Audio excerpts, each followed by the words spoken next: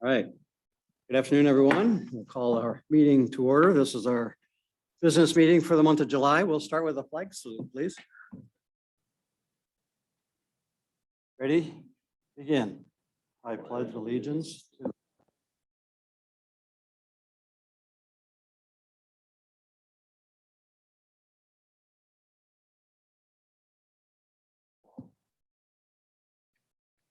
Thank you. Welcome, everyone. Good to see everybody on a nice hot summer day. We're all glad we're inside. Welcome, Norma. We have 3 board members with us today. Joe and Jamie and I, and 2 members are with us remote, Sarah and Dan. So Sarah and Dan, hello, thanks for joining, and we're glad you're here. Thanks, Jeff. And you can hear us okay, both of you? Yes. Yeah. Yep. Excellent. Good. Well, before we get into the agenda, we've got several things to cover. We're going to make a slight addition to the agenda, if that's all right with everybody, and have Kevin make a special introduction. So I'll hand it over and turn it over to you, Kevin. All right. Well, thank you very much. It is my pleasure to introduce all of you to Jennifer Baird. Jennifer is here. She is the executive assistant to the superintendent. Her official first day is Monday. Thankfully, she is here tonight with us and learn a little bit about you as a board and how the things work, and be ready to go on Monday. All right. At the same time, thank you, Tiara, for everything you've done to support Jennifer in the transition, and just thank you for what you've done for me over the last month to 2 months. About making me feel welcome here, as well as supporting me in my transition. That's great. Well, welcome, Jennifer. It's a very pleasure to meet you and look forward to working with you, and welcome to Selah. Yeah. And Tiara, you've been our power player for a long time to keep us straight, keep us headed in the right direction, and advising us and keeping all the plates in the air. And we appreciate everything that you've done for the board and for the superintendent's office and for the district in general. We're going to miss you in this position. We're just so fortunate and thankful that you're still with the district and in a different capacity. So thank you from the bottom of our hearts for everything that you've done. Jeff, can I echo that too? I've thoroughly enjoyed working with Tiara for the last 4.5 years. She's supported us in many different ways, through HR and through fiscal, but now she is full-time in HR, and we're so excited that she's in her new role as well. And we're excited to have Jennifer come on board with us. But thank you so much, Tiara. You've just been a wealth of information, and you're always on top of everything and great response time. And I can't tell you how much I appreciate it. I would say Tiara is the definition of a teammate. Appreciate everything you've done. You've made us look respectable. And I appreciate that.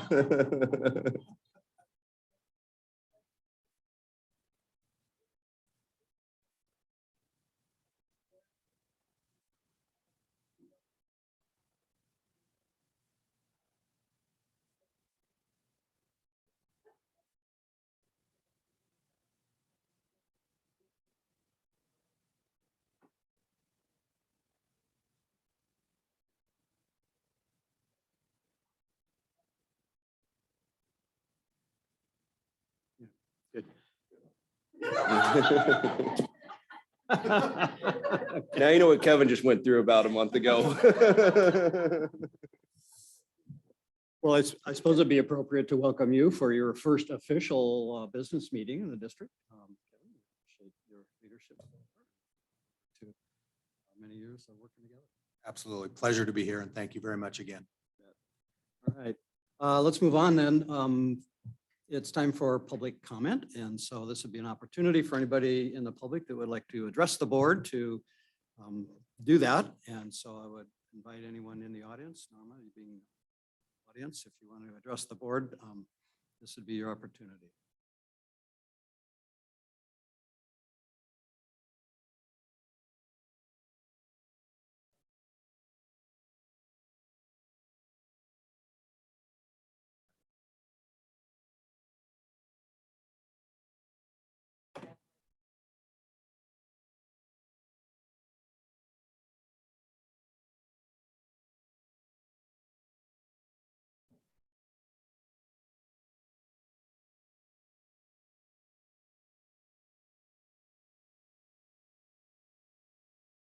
Could you say that a little louder, please? Just kidding. Thank you, Norma.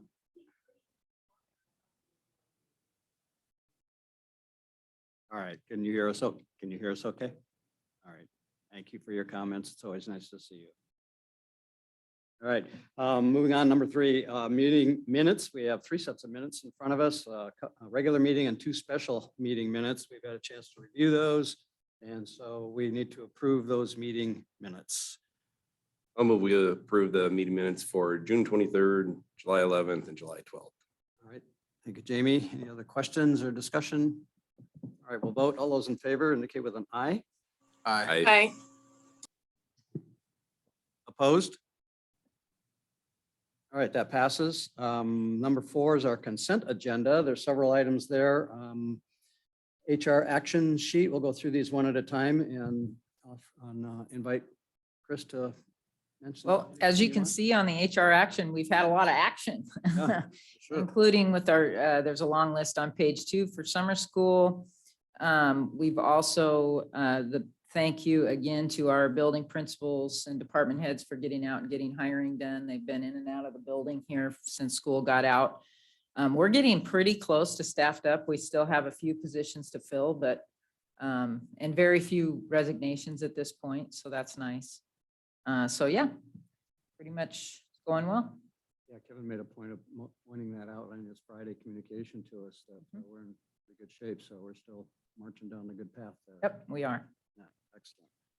Cool. And then also payroll goods and services for July is listed there. So very quickly, just a couple expenditures to highlight. We have our Common Lit Inc.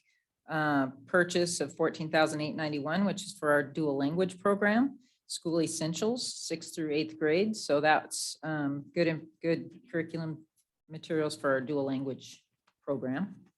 And we also have, I was just going to highlight the other curriculum purchase to Houghton Mifflin for TNL for $225,000. I think people forget how expensive curriculum materials are these days. That one caught my eye for sure. Yeah. So a lot of things are going remote, but those contracts are still expensive or remote, online books instead of hard copies. But yeah, so That's those, the ELA curriculum that. yes. That's all I have on the, I have one that jumped out at me on page 3 called Heart Zones, $15,000. yes. I also highlighted that one for my internal auditing. Is it the one, not Club Fitness? It is, oh, here, Heart Zones, 15,535. Yeah, I also highlighted that. This is for heart rate monitors and other PE items for the middle school. So, and high school and middle school. So that one sparked my interest as well. And just so you know, each month I use this as an internal audit process for myself. When I go through all the bills, I highlight many more than I present because they're just things from an audit perspective that I think, okay, I want to know what that is. And so I pick from the ones I pick to present, but you're always welcome to ask me questions. And if I don't know the answer, we can follow up. Once an auditor, always an auditor. Once an auditor, been a while, but it still comes out. All right, thanks, Chris. And then also in the consent agenda are a couple of policy updates. And just for a reminder for everybody, when it's an update, we include it in the consent agenda because it's usually some language changes. If it's a new policy, it's not in the consent agenda and we have it as a separate item. But these 2 policies are related to special ed. So I don't know, Kevin, if you wanted to give us any kind of background on them at all? Yeah, sure, be happy to. Both of these are policies that are related to special ed. The first one is related to special ed in the regards to restraint, isolations, and other use of reasonable force with students. This one comes to you after last being updated in 2013 with a procedural update in 16. And really, this is just because of the RCW changes, it has trickled down to now being into our policies with regards to the use of restraint and isolation, and force. Training is also always involved as a procedural thing. All of this stuff has been trained with our staff who are working with our special education students where this may be needed. I can read what Betty has shared with me. I always, as my practice, specifically if it goes to a area within our school district where there is expertise, which in this case, special education, it would be Betty who would provide that. And I always ask for a general summary from a perspective of the professional in that area. So if you want, I would be happy to read it. If not, I can share it with you if you have any further questions in regards to it. 3246 special education and related services for eligible students. This is really more of a cleanup of language here. As she said, this has to do more with the wording cleanup and the use of person first language, and calls out related aids and services for our special education students. So two ones that are extremely important for our staff and our students and family in the special education program, and obviously need to be updated for the first one put into place. Thank you. Then the last item in the consent agenda is the out-of-state travel request for an equity summit with Hunter and a team of district representatives to Washington, DC in September, sorry. And so we chatted about that one a little bit, I think, Kevin, and maybe what's the outcome? What's the purpose of all that? Well, the outcome is to continue the work of equity in our school district. That's been a district-wide focus, I believe, for many years. This would allow that our staff would get training and become trained to bring those skills of, improving equity across our system. At a national level, the idea is a train the trainer model. So these people are going to receive training. They're not just going to a conference. They're going to go to the conference, learn, but also learn how to come back and train individuals here within our school district. The people going are spread throughout the district. So they'll have multiple people that are trainers, so that the training that we're bringing back with regards to equity is going to be able to be spread to all buildings and all facets of our district. Good. I like the train the trainer model. That seems to work at the local level when, you've got people that are going to go to a conference. All right, good. Let's tune, $35,000 out of the district money. So, we want to make sure that we get, good use out of those funds, and that it'll be back and would be broad scope of. Yeah, I'd never have been an auditor, but I feel like I have auditing skills and experiences. And so as Chris was talking about expenditures, things like this jumped to my attention as well. It's a tremendous investment by the district. And so my responsibility is to see that what we went and learned is brought back to the district and then followed through with. So Very good. Cool. All right.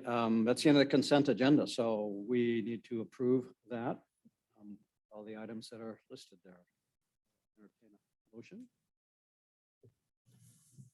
I'll move we accept the consent agenda. Jamie? Any questions by Dan or Sarah, or conversation? No questions. Okay, we'll vote. All those in favor of the consent agenda, please indicate with an aye. Aye. Aye. Opposed? Okay, move on to administration section. Alicia's not here with us tonight, so we won't have anything from the student learning area. We'll move on to Chris and Stephanie for your report. All right, so I'm going to turn it over to Stephanie here shortly for the financial status update. Otherwise, we are really just focusing tonight on the budget presentation. I know we have an executive session on bargaining, so I think I'll just turn that over to Stephanie, and then we'll present after Kevin has his report. All right, so financial status update for June. We're 83% of the way through the school year, or through the fiscal year.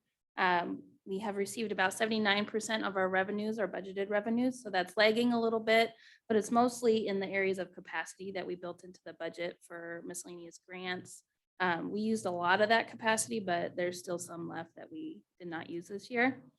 Expenditures were 80% spent, the 46 million out of the 57 million budgeted. Again, in the same areas, primarily for those state programs, those state grants that we built capacity in there for that we weren't awarded. So both on the revenue side and expenditure side, there's remaining capacity. But overall, it looks pretty good. And we have a ending fund balance of $8.8 million as of the end of June.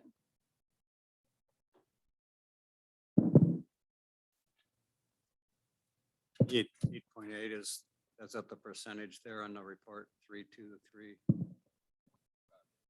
The 8,872,361 is the remaining fund balance. All right, we're closing in on the end of a fiscal year. Yeah, We'll talk more about the projected fund balance when we get to the presentation. sounds good. Okay, thank you. Anything else in that area? That work? Okay, good. Move on then to our superintendent report. I'll turn it over to Superintendent McKay. Well, thank you very much. It's nice to hear Superintendent McKay. I haven't heard that, but it's very nice to hear. I will tell you that although the students don't start until the 29th, and the staff that's been on a break doesn't really start thinking about the school year starting until probably mid-August. Within the district, the work has begun and really has started to ramp up because Monday is August 1st. And it becomes very, very busy for the things that are going on in preparation for the school year, with the target date, obviously, of the 29th when our students return. We have things starting as soon as August 8th with teaching for biliteracy, which is all of our dual language and all of our building administrator and district administrators learning more about the teaching for biliteracy. We then move into dual language leadership, and I'm not going to touch on all the things. I think I shared some of those events that are going on. The following, not next week, but the following week is when we have our admin academy, where we bring the building administrators and district level administrators together and really talk about what we're going to accomplish during the year and make sure they're all trained up, because some of the training they're going to receive is training that we're going to expect them to use when they start to meet with their staff. So lots of events going on through the month of August, all leading up obviously into the 29th. I want to call your attention to a couple of events during the month of August, and one is next Thursday evening for you and I to gather together for our annual retreat or planning retreat as we talk about our preparation for the upcoming school year. That will start at 4:30 right here. And Jeff and I have been working on some agenda items, and I think that it'll be a productive evening, especially for a new superintendent and his relationship and working with the school board.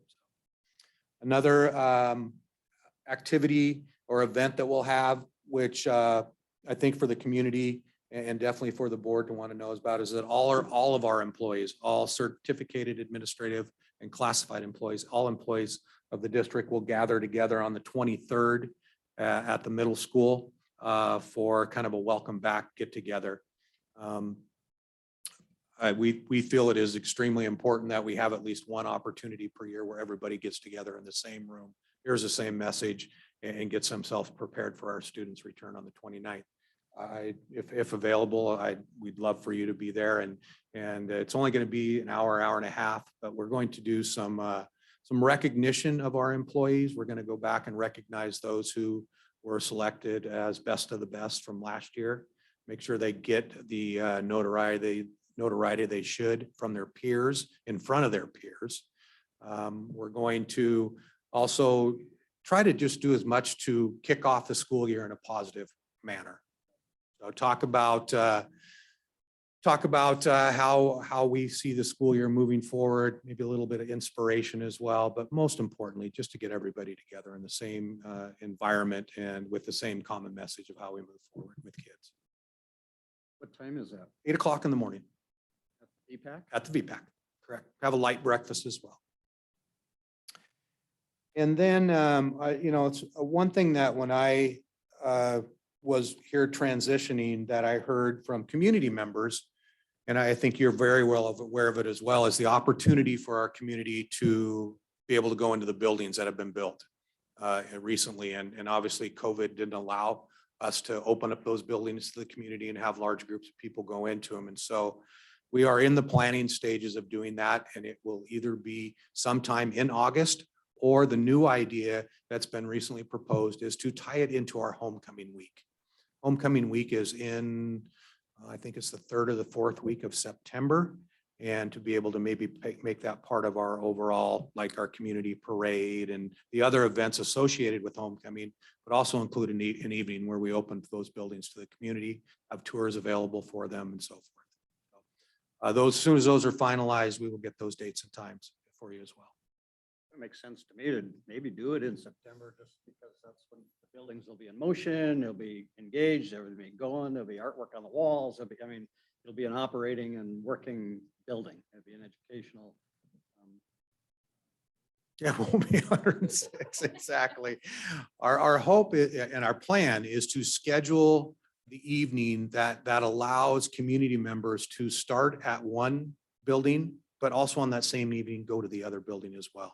So not have 2 separate nights and have, they can go wherever they feel like they want to go, and that could include both of them as well. I could be wrong, but I think for the middle school, we did like a ribbon cutting, which that ship's probably sailed, but we used the Chamber of Commerce, if I'm not mistaken, Chris, you probably remember that. I think we did a formal ribbon. I think we did. Yeah. We could probably bring in, to get some notice out there that we're going to tour those buildings, not do a ribbon cutting, but use the Selah Downtown Association, the Chamber of Commerce, kind of get the word out that way too. Excellent idea. I will. Yeah, that's a good call, because we really haven't had an official ribbon cutting for John Campbell. We moved in and the end of the year came, and then, yeah, here we are. Yeah, and also, for aesthetics look, if you drive by John Campbell, obviously the building itself is done, but from a landscape perspective, there's a tremendous amount of work that still needs to be done. It's getting better every day.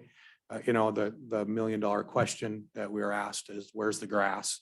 And it is our hope. Well, grass was supposed to go in this week. So they've switched things around. They're going to go in next week. But if we wait till September, there's going to be the look of grass and a more complete looking school facility and campus than maybe if we were to do it later this month. And as a reminder on that, we're not putting sod in or hydro seed. We're actually drill seeding it, which takes a little bit longer for the fuzz to surface, but hopefully in September we'll be in. Well, if you're looking for input from the board, I think that's a fabulous idea. September's a good call.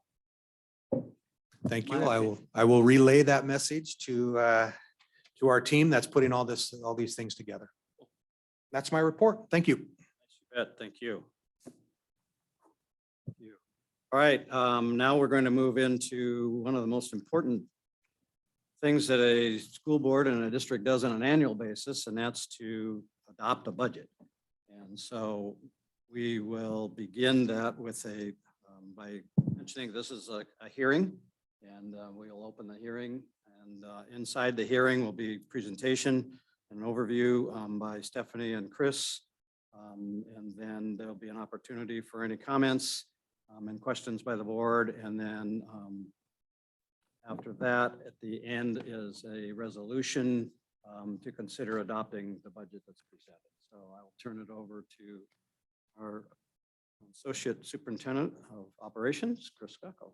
All right, well, thank you. Steph and I are excited about presenting the budget. It's been a long haul putting this final draft together for board consideration. We've had a lot of conversations, especially in the last probably 3 weeks, where we pulled together the cabinet, really gave Kevin a good background about where we were at with trying to get it balanced. And as you can see tonight, we don't have a balanced budget that we're presenting. We're presenting a budget that looks at about 1.1 million potential hit to our cash reserve. Hopefully it won't be that high. That's probably the worst case scenario.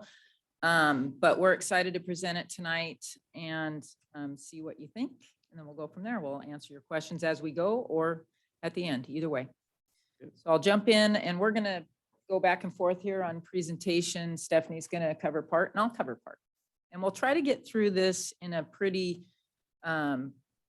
concise manner so that it doesn't take, we could talk for 2 hours about budget. Would you like us to get done by six or seven? I mean, 7 or 8. Anyway, so we'll jump in. All right. And you'll see a lot, these first 5 or 6 slides are pretty typical for any budget or year-end report that we present in front of the board. It's important to us to remind the board and the community about how our budget is developed and how it is linked to our core purpose in ensuring high levels of learning for students. So these conversations don't just happen at budget time. We have ongoing, as a reminder, ongoing dialogue all year with our cabinet, with our admin team, with other key stakeholders in different programs. And it's important for us as fiscal officers to really engage in that conversation about how we're allocating resources and how that is going to impact our student learning. And so it's been fun for me. This is my 23rd year. And from where I started to where I am now, I love the collaboration that we have here with so many different players.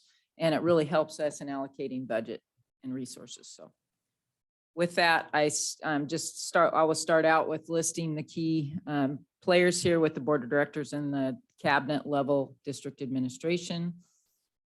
We can run. You're controlling. Okay. I'm like trying to push it on my computer. Okay. I better just pay attention up there. All right. So bringing us back to our mission, as you all know, the Selah School District in partnership with students, parents, and community cultivates a culture of lifelong learning for all. That's been our mission for a few years, and it's a firm belief of ours. Core purpose, ensuring high levels of learning for all students. And then moving into our vision, the portrait of a graduate. If you'll remember 2 or 3 years ago, when Shane led this process to establish our vision with a portrait of a graduate, what are those students going to take away from Selah School District when they leave? Is every student future ready by being able to collaborate, innovate, communicate, show empathy and resilience? So those are key words for us when we have our students leave our system. Along with that, our core beliefs: character, capable, and college and career ready. We've been talking about these things and linking conversations to these beliefs over the last few years as well, and they still hold strong. We continually have these things at the core of our decisions. And this, over the last couple of years, at least in my opinion, has been more present in our conversations around equity and making sure we meet the needs of the whole child. So we were looking to have an equity-centered, engaging, and personalized learning experience and an emotionally and physically safe environment for each child in Selah. And I will say my experience really, probably in the last 4 years especially, equity is in almost every conversation that we have. We want to make sure we're meeting the needs of all kids, the whole child. So it's important in our conversations. Demographic information, I wanted to make sure the board was just reminded about student demographics. So this is information from our 21-22 school year, or close.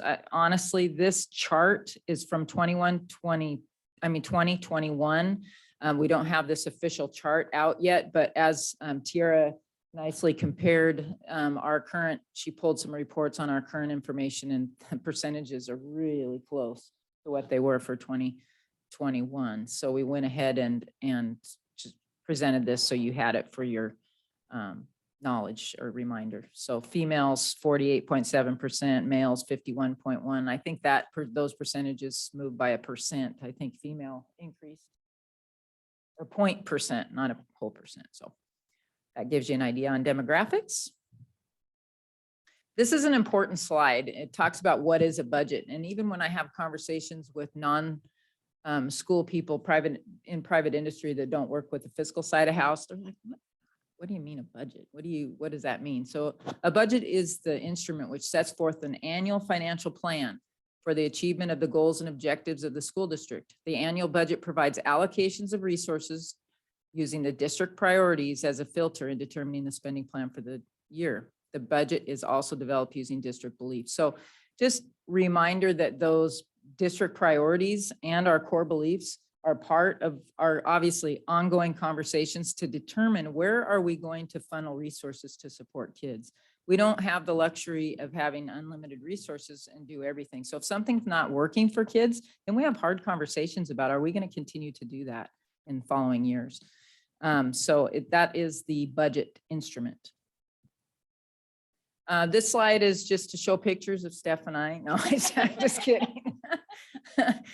No, just to, it's been fun here the last couple of years with Steph on board with me. We've partnered up obviously on a lot of things with school finance.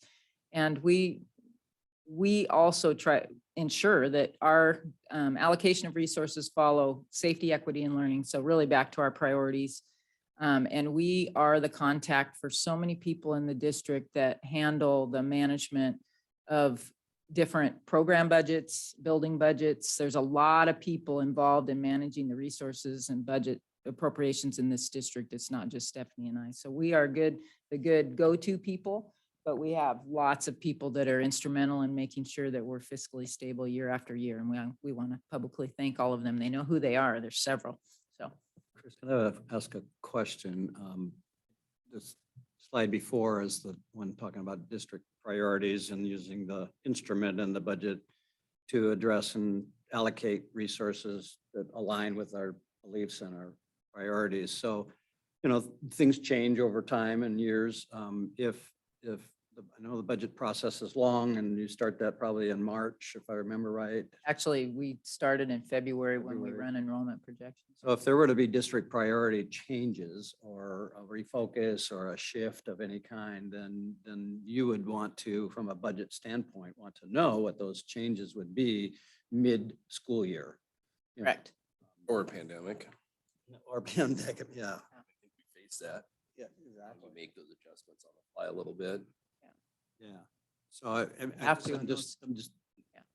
not really looking for much of an answer except to just in my own head that as those things potentially change, that what the timing would be, that district priorities, changes to those ideally would be discussed and talked about, in middle of the school year.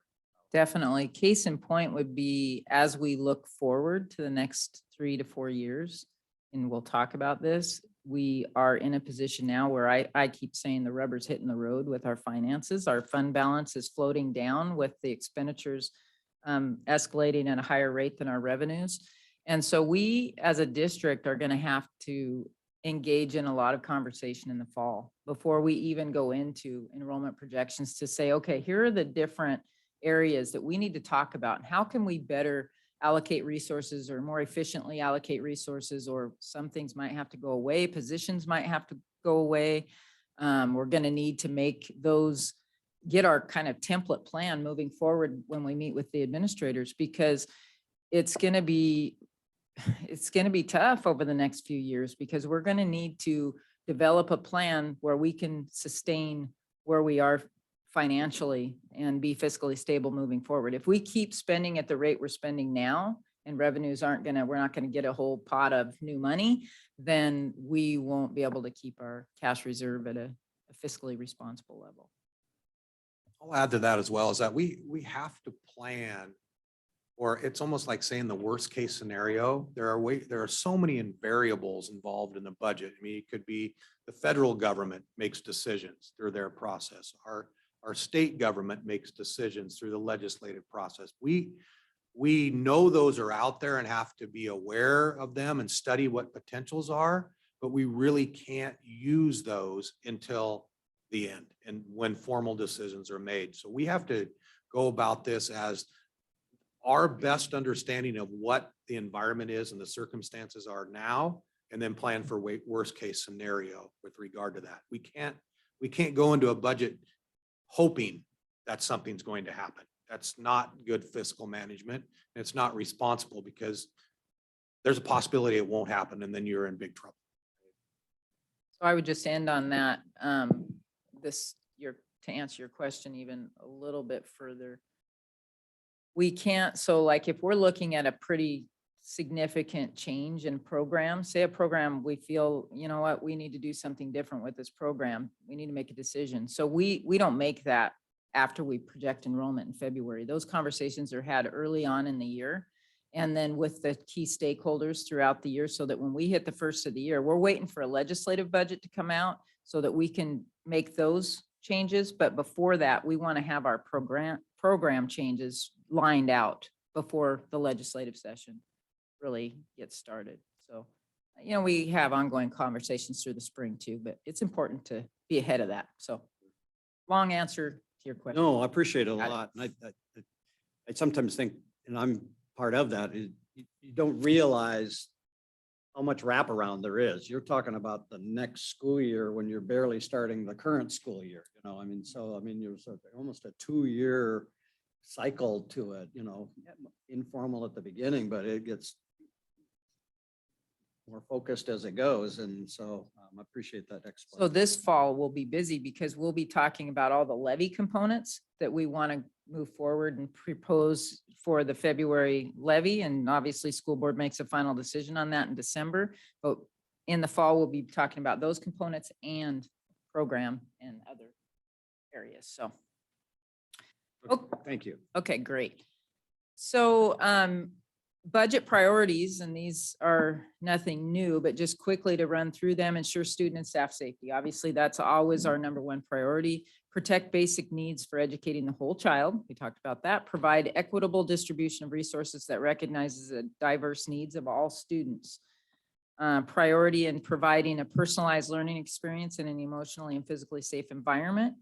Maximize in-person instructional time, which obviously we've done that moving post-COVID pandemic, not totally out of it yet, but most of our instructional time is in person, with the exception of the families that are electing to keep students in an ALE environment online.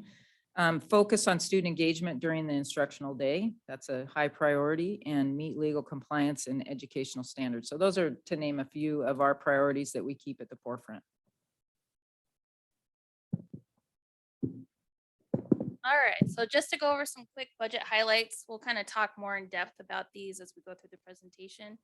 But our revenues, looking at next year, we're budgeted to increase our revenues 12% from the prior year. So that's about $6.7 million. Expenditures increase about 9% from last year, about $5.4 million, which will result in a net reduction in our cash reserve of about $1.175 million is what we're projecting. We'll dive more into that in the next couple slides. But then certificated staffing, we have decreased our certificated staffing by 5.3 staff to 277.95 FTE. And the same for classified staffing, we've reduced it almost 6 FTE. Increased 5.95 FTE to the 153.85. Our projected enrollment next year is 3,600 students, which is 43 below where we ended up this last year. So we want to project conservatively because we'd rather come in above projection than not. Observation, what we have in our handout and we're seeing here is different than what's in board docs. So there was an update. You have the new one. We had made a couple Okay, I'll updates. go by what I'm seeing here and there then. Okay. Yeah. Got it. Thank you. All right, and so a budget overview of all 5 of our operating funds. We'll start with Transportation Vehicle Fund. We project the beginning fund balance in that fund to be $351,000 going into the 22-23 school year. We project revenues of $194,000, and that's that transportation depreciation funding that we receive from the state for our bus replacements. Expenditures, $525,000. That's for approximately 3 buses that we're purchasing. One of them is a kind of carryover from this year because we haven't received it yet. It's been on order, so we haven't paid for it yet. So we budgeted to pay it next year. Leaving us with a fund balance of $21,000 in Transportation Vehicle Fund. Capital projects, our beginning fund balance for the 22-23 school year is about $10.5 million. We project about $4.2 million in revenues coming in from our state match money. Expenditures are 9.5. Chris will go over those projects that we plan for next year towards the end of the presentation. And then we also have $400,000 coming from a transfer, an interfund transfer from the general fund account. And then that'll end us with about 5.6 million in capital projects. In debt service, we're starting our year with $1.8 million in fund balance, with 4.6 coming in through tax collections and about $5 million in debt, principal and interest payments, leaving us with about 1.4 million left in that fund. ASB, we're just shy of $400,000 going into next year. We project revenues at 754 and expenditures at 843,000. Usually we budget pretty high for ASB just to give them capacity to spend the money and to fundraise money as well for those expenditures. So the ending fund balance there is projected to be $310,000.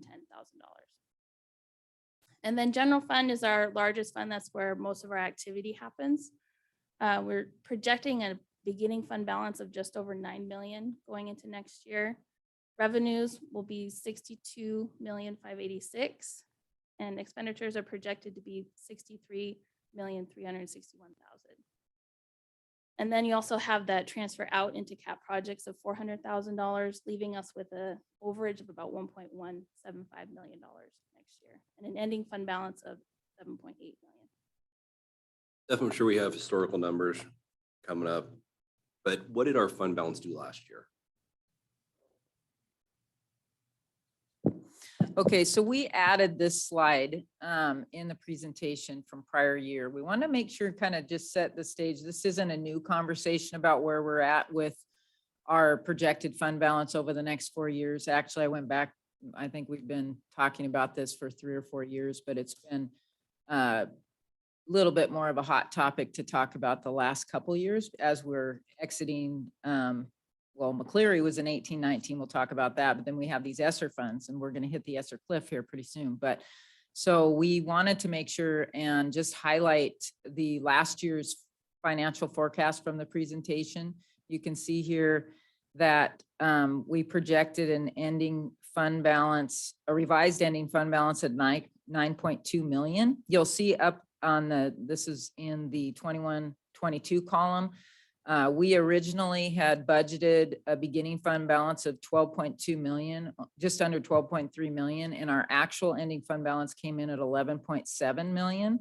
So therefore, then the ending fund balance projection is around 9.2 million. And actually in the presentation tonight, we're projecting 9,027,000 something in the beginning fund balance for 22-23, which would be the ending for 21. So one of the other reasons we put this in the presentation tonight is because you'll see there. So if we end this current year 21-22 at 9.2 million, will be just under 16% fund balance of, and remember the percentages are determined against the total expenditures. So we would be at just under 16. We, in the budget this evening, we are proposing an ending fund balance and beginning fund balance for ending fund balance in 21-22, beginning in 22-23 of just over 9 million. And if that happens, it'll be around 13% fund balance. So because the 21-22 school fiscal year is about to end, Yes. then how confident are we that that 9.2 is? So that's what the budget that we're presenting tonight, we're using in just over 9 million. So it's lower than the 9.2 because that's what we had projected using our projected apportionment and all of that. We just got our July apportionment report. So it came in a little higher than what we thought it was going to come in. So that 9.2 million probably is going to be around the actual number that we get. So it's going to be a little higher than what we have in the presentation tonight, we hope. But the point in this is these percentages along the bottom, the 15.93, 11.6, 7.39, and 3 are really close to the numbers that we have in tonight's presentation for the financial forecast. So point being that we've been talking about this steady decline in our fund balance based on our spending level in comparison to revenues. And so it's not a new conversation. So we want to make sure when we meet with our leadership groups, the union groups, that they also understand that this isn't something that we're just, oh my gosh, now we're in this big trouble, we've got, but it's, they need to know the situation that we're in. And the $1.1 million that we're projecting as an overage in this budget didn't start at 1.1 million. As I mentioned, I think it started at 2.6 million. Actually, it was 5 million in the hole when the first draft out of the system, that freaked us out. But we got it down to 2.6 and then now down to 1.1. We'll talk about that more though. Question, Jeff? So this is, thanks for that explanation because, and Jamie brought it up and I thought about it when Kevin and I talked too, that, what was our projection a year or two ago? Because we talked about this before, and is this proposal in line with what we sort of anticipated? And it sounds like it's, as you said, not a new conversation. It's never good when you're spending more money than you have. However, that's having a fund balance that is healthy is a good thing in this case. I guess what worries me a little bit is when I look at the 24-25 projection, 3% is probably not enough to cover a month's of expenses in the district. We do not want to be at 3%. We don't intend to be at 3%. We're trying to paint the picture that if we don't change the level of expenditures, that rate of level of expenditures increasing, we're not going to sustain Right. we're going to eat our fund balance down to nothing. The board parameter is 8. We're at 15, roughly 16 almost. And so this brings it down. And so the goal is actually, so next year, projection wise, 7.3 is getting closer or pretty close to board parameters.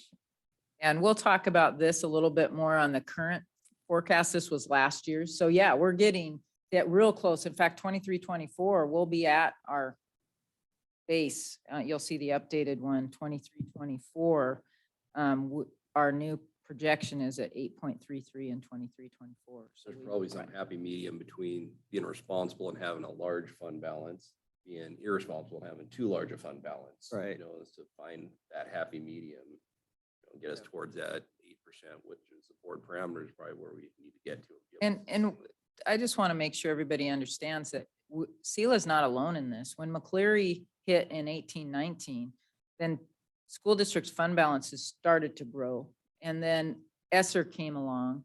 And then through the pandemic, everybody's fund balances went up. But we knew that and we talked about it in budget presentations and year-end presentations to say, okay, we're going to float, that fund balance is probably going to float down here over these number of years. And we just need to know that the rubber's going to hit the road and we're going to have to stop the decline.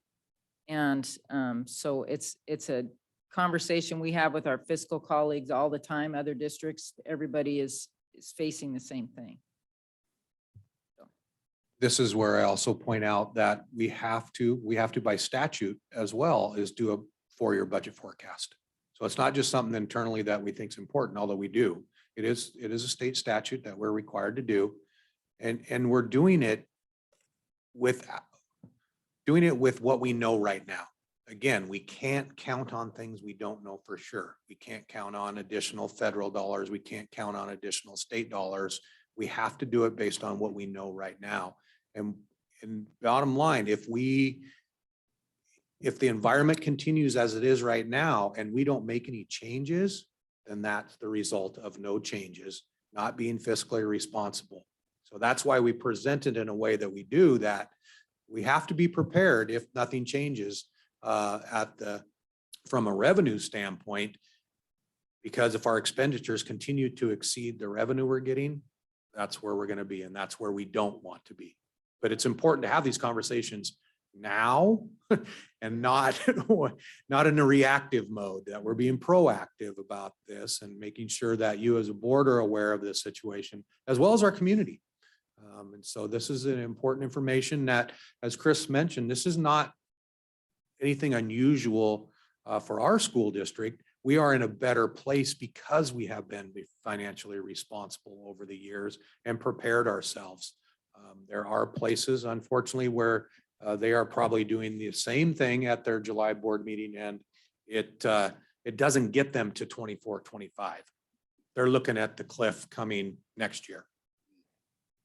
Yeah, so when we were drafting our budget and we came to that $2.6 million overage, which is pretty spot on to what we had projected last year at the 2.5 in 22, 23. We got together with our leadership and came up with some reductions. And so this is kind of a list, or it's not all inclusive, obviously, but these are a lot of the reasons why we are in this overage position. One of them being enrollment projection with our 43 FTE lower than last year. That's about $374,000 less that we will be receiving from the state. Another is the IPD, inflationary price deflator. This is the state increase that the state funds for those basic ed FTE that we get through the prototypical model. This 5.5% is where we have to be very careful and responsible when we're doing labor negotiations, because that 5.5% doesn't apply to all of our funding sources. It's only our basic ed funded staff. So our federal programs and some of our state programs that don't receive that increase, we're having those allocations don't get any bigger. But if our staffing costs increase by that 5.5%, then we're having to do a lot more with less money. On the surface, somebody would see 5.5% and think that's across the board with all staff, when in reality, it doesn't cover, it doesn't apply to all staff. If you're to take a guess, what percentage of staff does the 5.5 apply to? I won't hold you to it, it's just kind of an idea. Maybe 60%. Yeah. 60. Yeah. There's another 40% of the, this doesn't apply to, that we have to figure out where we're going to fund increases. Right. And another issue is what we call the salary gap. So for example, our teachers, the state funds a teacher, a full-time FTE teacher at $72,000. But our average teacher salary right now is about $80,000. So there's that gap there of $8,000 per FTE that we're not getting from the state, that we have to use other resources to backfill. And that's only for our funded teachers. We have a lot of unfunded staff, same with classifiers, same with administrators, that we have to fill that gap with resources from somewhere. Good explanation. Thank you for that. Special education, this is not a new concept to any school district. Most schools have a special education department that runs over. We're about $700,000 over in our special ed program. Stabilization funding for 21-22, we did receive about $387,000 during the 21-22 school year that we haven't spent, but we'll be spending next year. So that kind of overstates our expenditures next year without the offsetting revenues. And then the ESSER cliff, we kind of talked about this a little bit before. Our ESSER funds are obviously running out. We have about $4 million left. We have budgeted to spend it all this next year. In previous years, we had used ESSER funding to fund a handful of staff, like our counselors, some of our teachers, special education teachers. We have this for 22-23 moved a lot of those staff back into the building budget and state allocations, because we didn't want to, get to the end of our ESSER money and then be like, how do we pay for these staff? The sustainability move. Yeah, Yep. exactly. So we've moved a lot of those staff back into those budgets to make sure that this ESSER cliff is as soft as possible. But then again, we have expenditures on the state side now for those staff, but we also have a little bit remaining in our ESSER side as well. And then the budget reduction process executed to reduce 2.6 overage to 1.1. Did you want to touch any more on that? I think I made the point earlier, we started at a much bigger number than the 1.1. We started at 5 million. It was, and then we brought it down to 2.6 million over and then down to 1.1. So that put us in a little bit better position than the projection, the financial forecast projection that we just went through. It helped us so we didn't go over by 2.5 million. So I also want to make sure that you did see a interfund transfer into capital projects as well. Okay, and that was a $400,000, correct? Okay, and I know that's a typical practice for the district to do that, but that is part of that 1.1, correct? Correct. So is there potential safety net there in a way that, you know, I mean, that the 400 is the desired amount, and you've certainly got ongoing capital needs in a district, but push comes to shove, that could be adjusted. Yes, it's been my experience that districts, when able to do it, continue to do it and support the capital projects fund. But when times get a little tough, that transfer is not done, but it has to be budgeted for, but it is not completed. In this case, we definitely need to transfer, I mean, you adopt the budget, but because those funds are going towards we have a small amount going towards this project over here and then over to the transportation cooperative facility. So it's probably the next 2 years, we want to at least transfer some to try to cover. Yeah, I just wanted to point that out, that 400,000 is important to have in our specific scenario. But for future budgets in the future, you know, maybe that's an area that is considered. In prior years, we've used some of that capital expenditure on buying time, like at John Campbell. You know, we had, what do we do? Do we re-roof it or do we fix the problems? And so potentially after we get through the bus garage, you know, we can step back, our buildings will be newer, in good shape. You know, we can start taking a look at, are they necessary capital improvements or are they just wants for capital improvements too? And I think we'll have a little more wants that we can accomplish, but if we can't, we can't. I don't think they'll be the necessary ones. Like in John Campbell's roof leak one year and carpet was, you know, had to be redone because of its age, and we didn't want to spend too much on it because we knew the building was coming down. And we had to make some of those decisions. Remember when the old middle school was still there? I think we were The replacing. last couple of years there, yeah. We were replacing pipes every other month for a while there. By the Don't get way, me, It's not a bus garage, it's a transportation center. That's what I said. please don't get me wrong. The desired practice for the fiscal responsibility of the school district is, if possible, to transfer funds into your capital projects account for those things that come up. So you have a way to pay for them. So if we can continue to do that, continue to be financially sound and responsible, you have my support definitely on that as well. Thank you. Okay, just quickly to go over some of the areas of reduction when we dropped from 2.6 million to 1.1. We had some attrition with our best instructional facilitators, so nobody lost their position here. One transferred to a classroom position. We had a few leaves, so we went ahead and took advantage of that opportunity. Alicia was intimately involved with this discussion and decision. We reduced 4.0 district level facilitators that were instrumental in helping and support teachers in the building. So it's a tough one to see go away. We have 2 more that will go away next year, and then we won't have any left. We're just trying to set up what are those positions in the district that we can look at for reduction moving forward, and we'll continue to look at that as we move into next year too.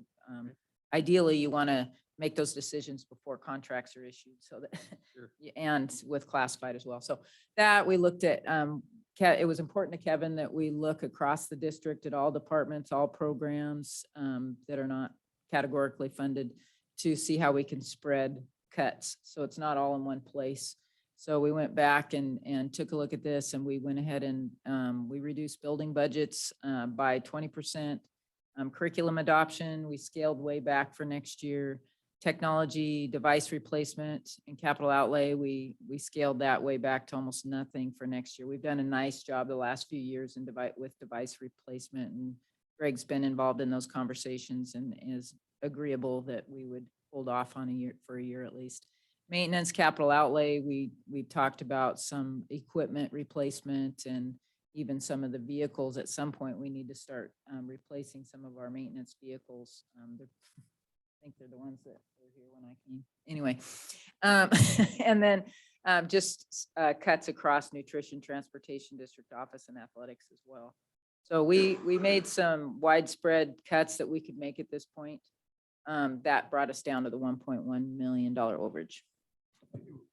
We tried to find cuts that were not going to impact the day-to-day operations of the school district and not be so impactful in one specific program that they felt, a real big difference to the way they had operated in the past. So a little bit from everywhere got us the benefit of reducing. Seems like this is where the reminder of what's our priority, what's our goal here? We're trying to educate students and apply an equity lens across the board on that conversation. So those can't be easy decisions. So I'm not happy that there's reductions anywhere because we want to continue great things that are going on here, but it's good to spread it out if we need to and have to. And it sounds like that's what you've done. Awesome. So moving along, we have our enrollment history. This is something we always like to show every year in budget time and year-end time, so you can see how our student enrollment is fluctuating. As you know, the big drop happened from 1920 to 2021 with COVID.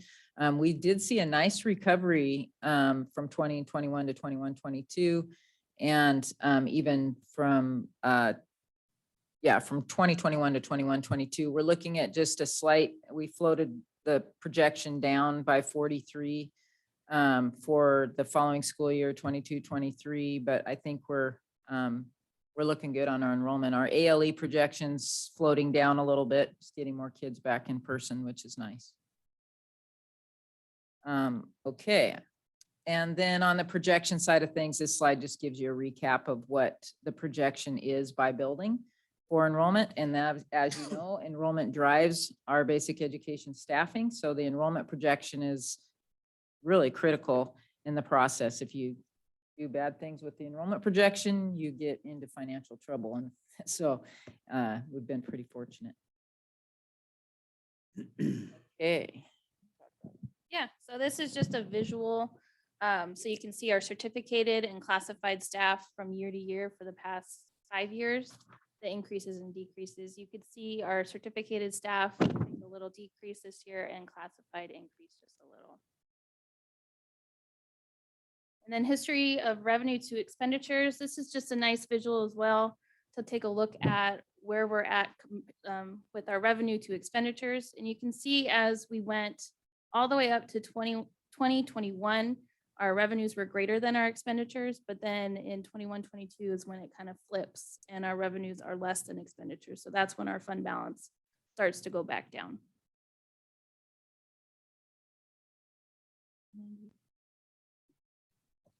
Okay, so this slide just gives you a snapshot by the key categories for revenues and expenditures from 21-22 to what we're increasing to from budget 21-22 to budget 22-23. So that gives you, on the revenue side, you can see a total of 6.7 million increase in revenues, which is about 12%, as Stephanie mentioned earlier.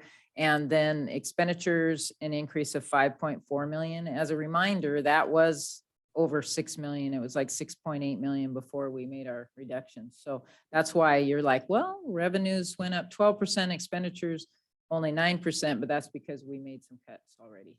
That's why expenditures aren't up with revenues. And last year, remember last year's budget, we had a 2.5 million deficit. So we would want our expenditures to not continue to increase as much as our revenues.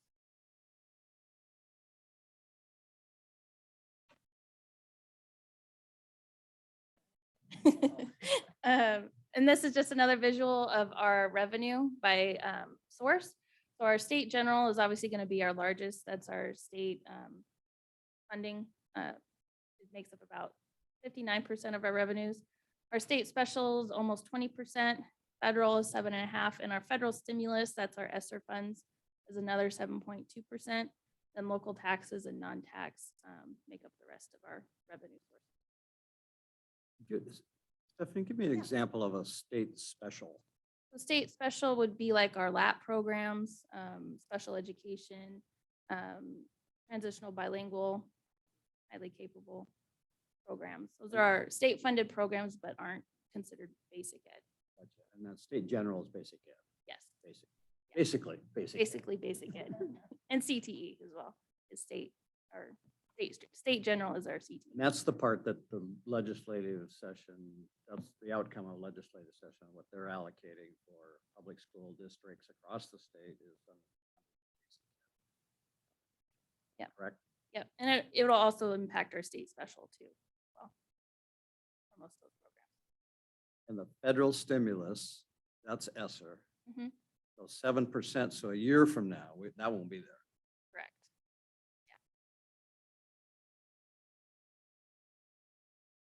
All right, now looking at our expenditures for next year, regular instruction makes up 44% of our expenditures. Support services, so makes up about 18%. Special education, we broke out separately, is almost 10%. PTE, 8%. Special programs like those LAP programs, 13.5%, and our federal stimulus is 7.3. So you said a while ago that one of you, I can't remember, but that special ed was, we didn't receive as much as we spend. Correct. And I remember your number, but if it's set 9.9% of our expenses, what would you guess would be the revenue side of that from the state? Probably about, guessing 8%. So it's 2% Yeah. of our budget in special ed that we have to find a way to pay. Yep.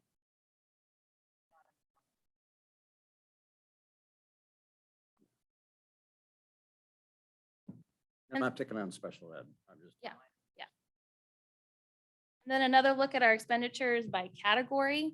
80% of our expenditures are salaries and benefits, which is pretty normal for any school district. Usually it's between high 70s to 85%, which is why labor negotiations is so important because that's 80% of our budget. It's a huge impact.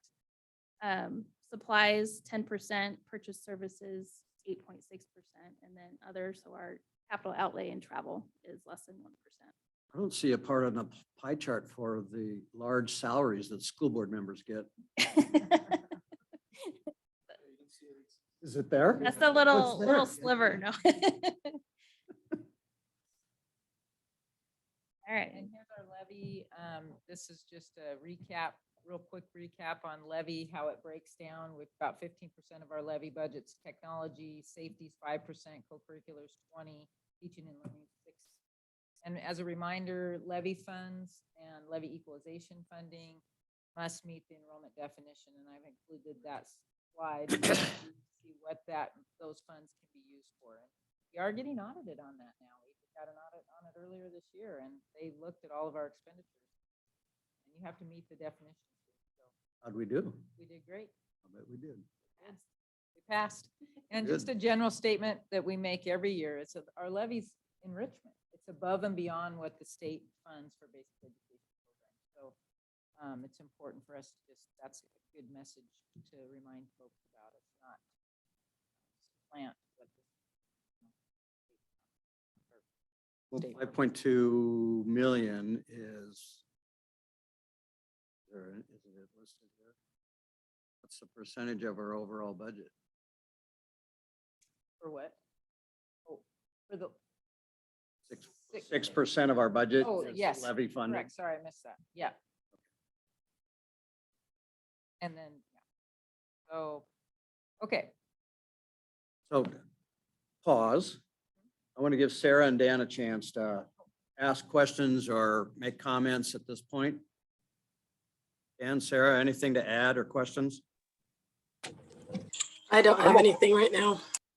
And I'm okay too, Jeff. Thank you. Okay, good. Thanks, you guys. Now back to our regularly scheduled program. So this is our annual MSOC disclosure. This is something we're required to report and present to you guys every year. This just takes a look at the basic ed funding for our material supplies and other operating costs, showing you what we're funded for, which is at 4.692, or sorry, 4.38 at the top $1 million. And then we have to report what we budget to spend next year, which is that 4.692, just to show that we're spending that entire allocation on MSOC, so material supplies and other costs. If we didn't budget to spend it all, we'd have to show you what we're spending it on as far as salaries or where that's gonna go. What does MSOC stand for again? Material, supply, and other operating costs. I think it changed at one point. It used to be other, Oh, there it is right there. Oh, but it's operating costs, yes. Yes. used to be what? Non-employee-related costs. Yes. Everything besides salary and benefits. Can't leave things alone. He's got to change just for kids. Okay. Okay. Okay. And then we wanted to give an overview of where we're at with our federal stimulus money, our ESSER funds. This shows that we received about $8.7 million in allocations in ESSER, in those different allocations, and we've spent the 4.7. So we have just shy of $4 million left to spend in the next 2 years. We have to spend it by the end of not this coming year, but the year after. But we have budgeted to spend all of it this next year, which is at $3.9 million. And why we want to spend it all next year and not spread it out over 2 years? We used that when we were cutting back our budget from the 2.6 million to the 1.1 deficit. We used that ESSER funds, the remaining ESSER funds, to kind of help us get to that 1.1. Otherwise, it would have been a lot closer to the 2.6 if we weren't able to leverage those sources. Out, Jeff. So if we don't spend it all next year, we'll have access to it the following year, and the revenues and expenditures balance. So there's no hit to the budget. You know, it's going to balance out. So if we spend 3.3 million, that also counts as 3.3 million of revenue. So it kind of cancels itself. Okay. And kind of further explaining that too, we'll talk about the second allocation here. We've almost spent it all. The remaining 180,000 will be spent on extra time, after school programs, summer school kind of thing.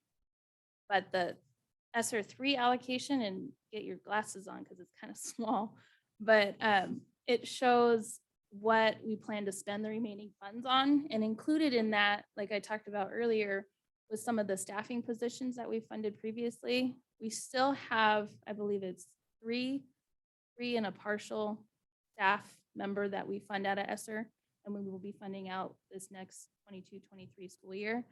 2 of those are the best, the 2 remaining best positions that will be going away after next year. So this is just kind of to help us get through this next year, and then all of those positions are not continuing, or they will be moved into other funding sources. So it'll help us kind of ease that levy or ESSER cliff. I always Sure. call it a levy cliff, but ESSER cliff.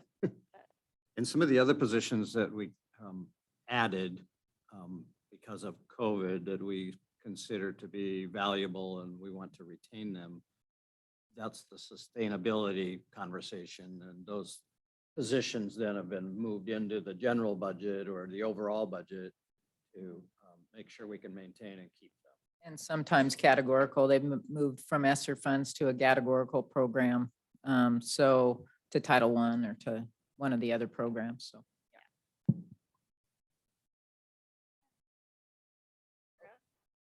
Okay, so I know in the interest of time, we're going to continue here, but we're going to try to, on some of the slides coming up, they're just presented there for your information for the board. So unless you have questions on them, I won't go through them too much detail. But on this one, this is important. The financial forecast, a 4-year forecast, just as a reminder, on the revenue side of things, we use a 2% inflator. That's typically around what the inflation is, the IPD and such that the state provides. So we use a 2% factor for those state revenues on the revenue side. Local taxes, at this point, we've used 5% each year for projection. We don't have our levy set for next year, but that's, and then the federal revenues, we don't use an inflator on the federal because we just typically don't see increases in federal revenues.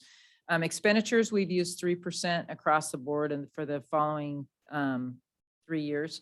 You can see those are the kind of the parameters we used when we updated the 4-year forecast.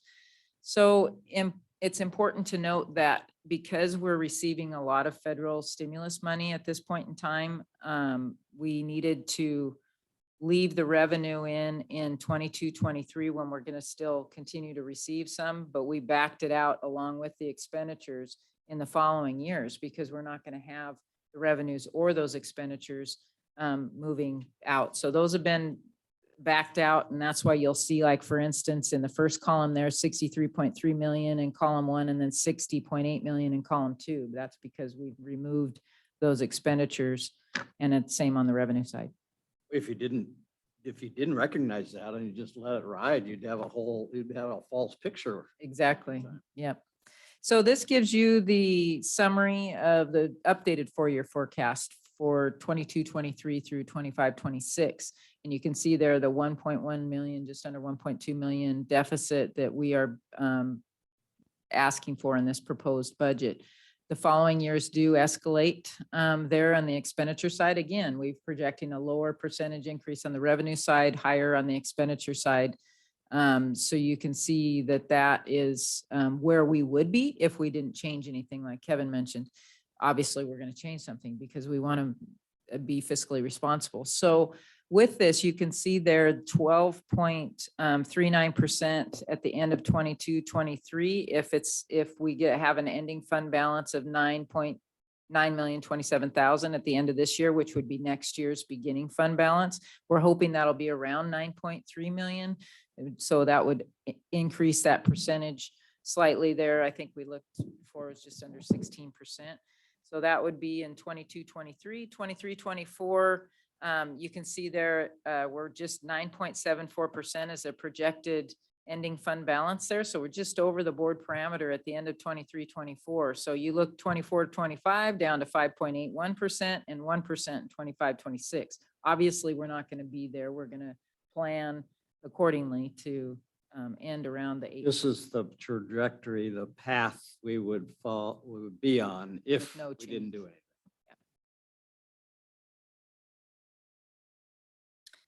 This next slide, I was happy Stephanie put this one together today. We wanted to just make sure that you can see the history here with our ending fund balance and then highlight 18-19 there. That's when McCleary hit. So you can see now we're starting to, our total fund balance on the right. 16-17, we were at 14%. We went to 18, we went to 19, 23, 22, and 15, 12, 10, 6, 1. So that gives you an idea there when you can see the projected ending fund balances there and the total revenues and expenditures, because this just it paints the picture that when McCleary was settled and 19%, we were at 19%. And this is when we have conversations with our fiscal colleagues out there, everybody's been, upwards on this 20% range or higher on their fund balance. Not everybody. A lot of our colleagues have been there, and now everybody's experiencing this decline, and they're figuring out, okay, we got to make some changes here. This is not sustainable. And so this just gives you another picture. And again, we're typical, you'd say, right? I mean, this Yes. is, everyone's felt this situation. Yep. Oh, you have Esser that came into play there too. So financial forecast, this gives you another a bar chart just to show you the projected revenues in blue and expenditures in yellow. So it just gives you another look at it. And same with the following chart. The line there shows our fund balance as compared to expenditures. Total expenditures are in the blue columns. You can see there that line taking a nosedive down to 25, 26. So that gives you another look. I guess the other thing I would add is just recognizing, like, even on this last slide here, our fund balance has always been calculated as a % of expenditures.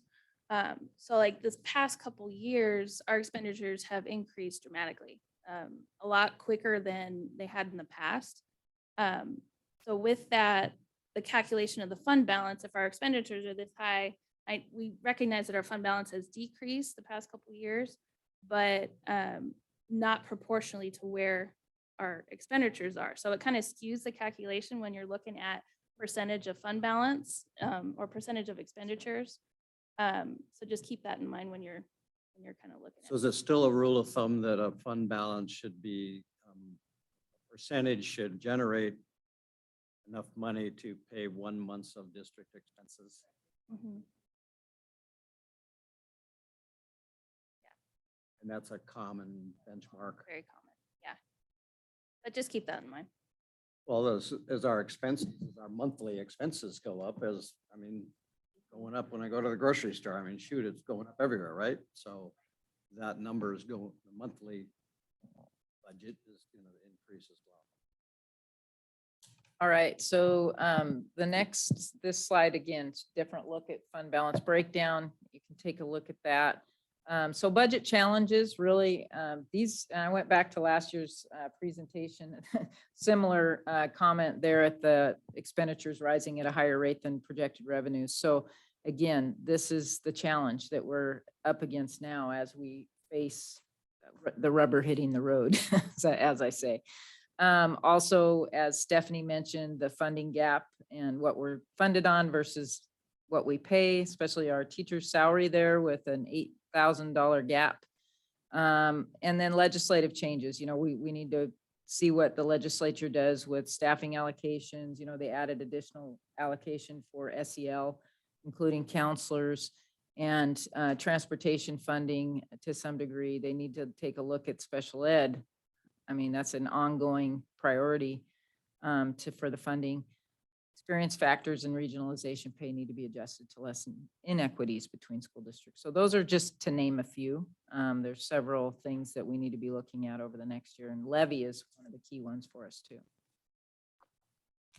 Again, these are charts that you can take a look at, just giving you a different look at what we're presenting here, changes in salaries and benefits. And then you have another slide on that. Then you have ASB.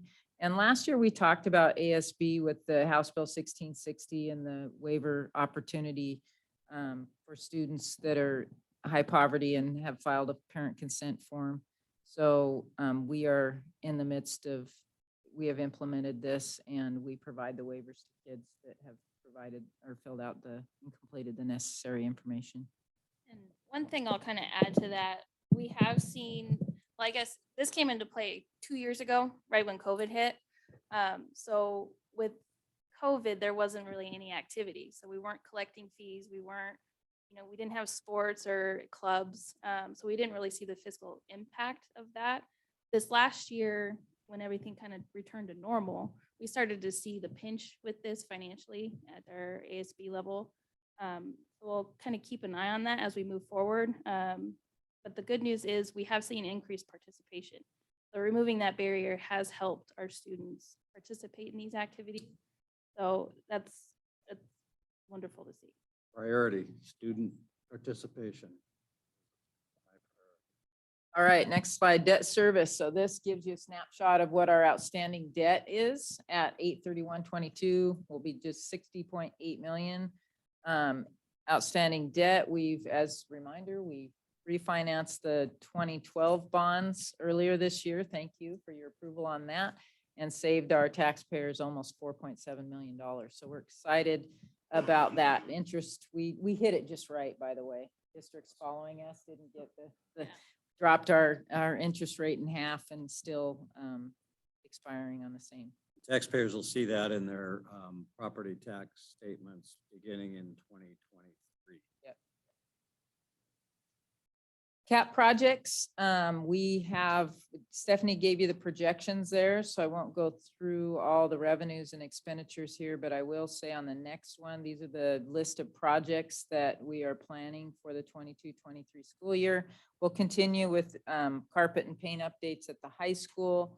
We have our ongoing district parking lot striping, bond, the normal bond fees that we pay, the ELF grant, which is next door at the ELC. We'll have that coming in and we'll be expending grant funds and also ESSER funds to help complete that project along with the small amount of district funds. Transportation co-op, excited. That's The bid specs are out there. We had our pre-bid meeting yesterday. We had 7 general contractors attend to take a look at the project, which is wonderful. Hopefully that'll help with our big climate and getting some good solid bids in on the 11th. And we come back to it for approval at the 15th on a special meeting. And then bond projects, we will be completing our John Campbell campus along with transportation. So we have a lot happening, and I sure appreciate Kevin's involvement in the construction meetings lately, and Frank, of course, is always there, and they're going great. Okay. Yeah, so just along with the budget, every year we bring to you guys a schedule of fees to be approved along with it. Building fee schedules, there hasn't really been much change from the prior year. Minimal increases to some fees, mostly related to fundraisers. Because with the fee waivers, a lot of the clubs or athletics have seen a decline in their revenues. So they're having to be creative and do a lot more fundraising. So you'll see that. And some of the decreases came in from student fees for like dues and stuff, recognizing House Bill 1660 and kind of following suit with decreasing the financial barrier there. Nutrition, we will be starting our CEP program this next year. I think we've talked about that before, where all students receive a free breakfast and a free lunch every single day.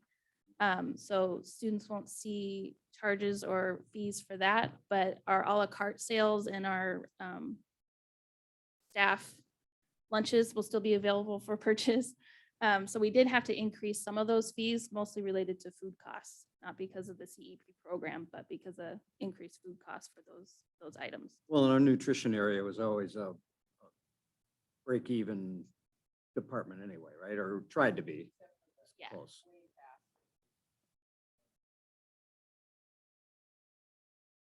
And that CEP program, I think I asked you, Kevin, that's new revenue neutral to the district. We don't. Correct. Yes. Yes. It's a great thing. Yeah. And then game management, will increase that fee to minimum wage. We'll just follow suit with minimum wage. Certificated sub rates, we are proposing an increase of $15 a day to $190 per day for certificated sub. Reason being, we had surveyed local school districts around us. Most of them were at or slightly above where we were with our 175 previously. Yakima's at $200 a day. East Valley went up to 190. East Valley, I think, or West Valley is up there, I think, as well. West Valley is at 175. But to remain competitive and kind of address the sub shortage issue that we faced the past couple years, we have recommended to increase that to match East Valley at 190. We're throwing a free Viking helmet or something. Yeah. Oh, yeah, we can't give that away, can we? Oh, you. So the talking point on that is it's important to us to maintain good quality subs. And at 190, we are second to Yakima. I mean, you've got Royal and some of those that are higher, but we're second to Yakima in our area where we compete with subs.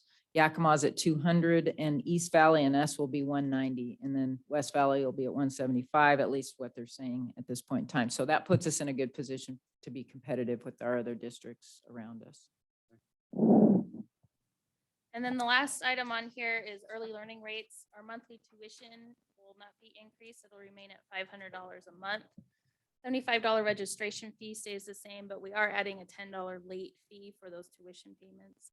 That has been occasionally an issue, but having that on there will help that, I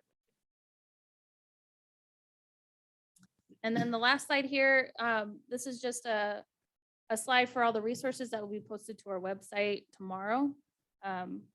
It'll have the F195, our budget, 4-year projection, revenue forecast, enrollment. This presentation will be up there, and the MSOC disclosure, along with the citizens guide to the district budget. I think you guys got that on board docs. Yep. Feel free to read through that, and that'll be available to the public on the website and in the district office to be picked up as well. Well, and another belated but appropriate thank you. I think Stephanie, you're kind of the master Yep. behind this. So what a nice document for anyone in the district or community that would be interested in that. So thank you. If I recall, one of the community outreach sessions was on financial. And if I remember, you guys recorded that presentation. Is that still out there? It's still out there. Kevin just met with us about the cabinet about having ongoing community sessions like that. So we actually penciled in one on budget and one on levy. So fiscal and levy will be two different sessions. But yes, that recording's still out there. Sidebar, but thank you. And that's all we have on the presentation. I can't go without saying, I have to commend the district and the board for the practices they put in place and the high level of transparency. What you've seen tonight by these two and the amount of information that's placed on the website and this guide to citizens guide to the budget, those are not common across our state. And so I know that there is question about transparency, especially within the fiscal inner workings of a school district a lot of times, but I hope you can see the level of transparency, not only tonight with this presentation that's available to our public, but then all the things that are accessible to them on the website. And then the ability for anybody to come in and sit down one-to-one with these two and get another level of detail if they choose to. So high levels of transparency. I think that speaks well for the district as well. I would agree. Thanks for the perspective, because we wouldn't know that comparison. I know with your knowledge and experience around the region and state that that perspective is really important. So I appreciate you bringing that up.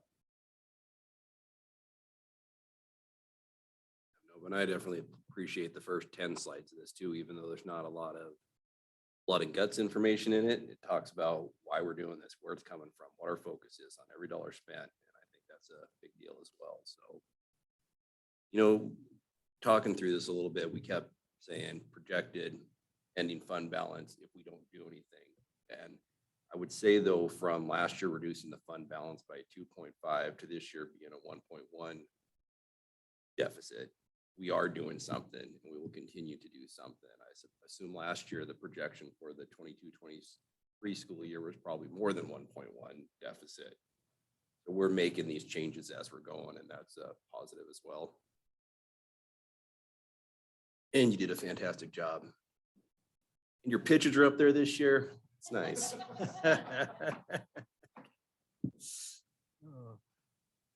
Dan, Sarah, questions, comments? I would just say thanks. Again, every year this presentation is fantastic. And I think that understanding school finance, it's difficult and I have to really work at it. So I appreciate that you make it so understandable, and again, appreciate the transparency. I sometimes have felt, you know, I think it gets, people may get confused when we talk about transparency, when it's really, we are being transparent, but sometimes it's not understandable. So I appreciate that you put that guide together to help those of us that need a little more breakdown. So thank you for that. Thanks, Sarah. Thank you, Sarah. Dan? Yeah, I would just say that there's a lot of the use of the word cliff in the presentation, which I've heard in presentations before, which is scary, but I agree with what Jamie said about we're hoping to bring this in for more of a soft landing than the vocabulary would suggest. So I'm glad to see that we're starting to make changes this year. Thank you, Dan. Joe? Thank you. Yeah, I just really appreciate, again, to break it down for those of us who don't understand it as well. So I would echo Sarah's comments, and I appreciate the thorough clarification of all those items. Nice work. Thank you. And I think I've already asked my share of questions, so I'll stop there. This would be the time of the hearing, though, that we would open it up for anybody that would want make any other input. So Norma, this would be your opportunity if you have any.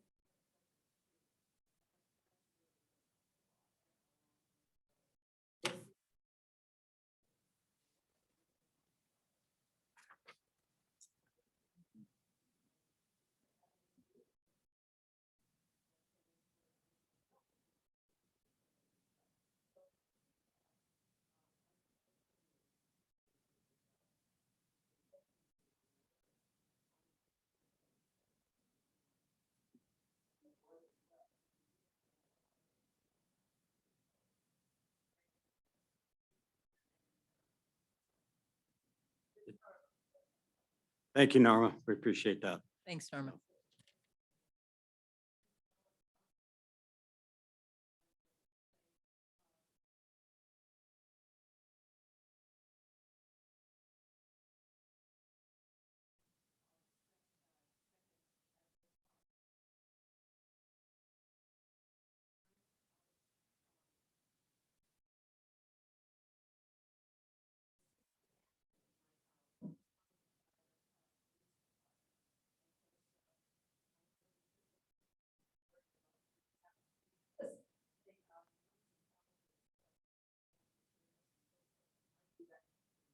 Great,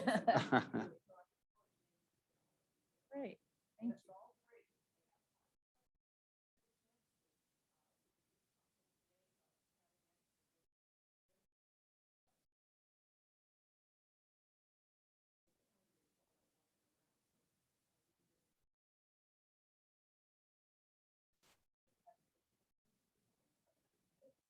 Very good. So Tuesday at Wixon. Got it.